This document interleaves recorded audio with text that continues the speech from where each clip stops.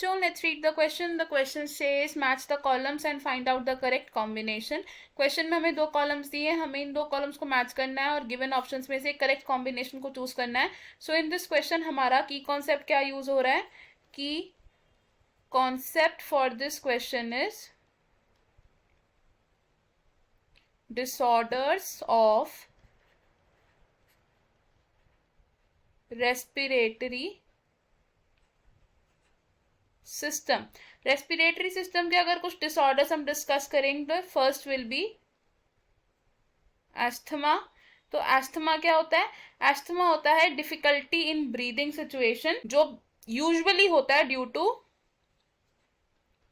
Allergies against certain substances, और जिसका एक कॉमन एग्जांपल हो सकता है पोलन एलर्जीज. अब एस्थमा में क्या होता है?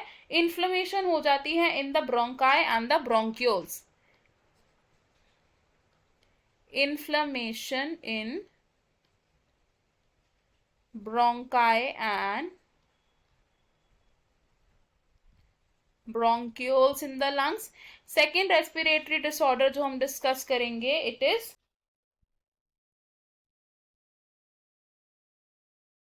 एम्फीजमा.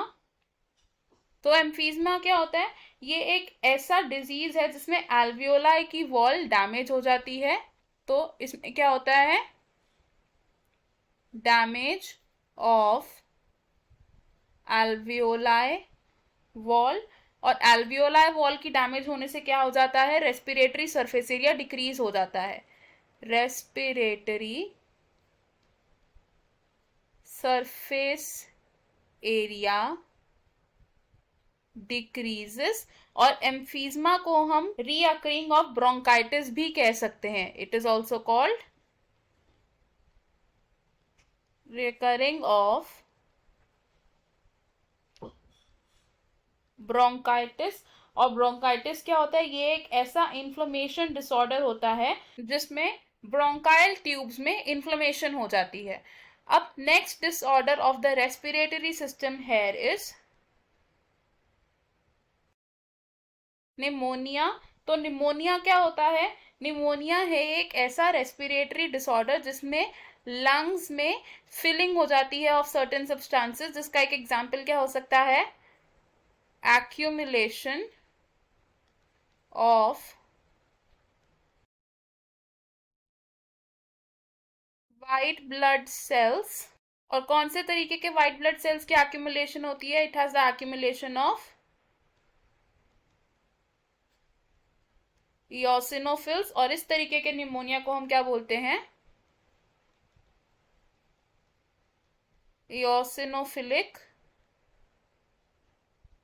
निमोनिया.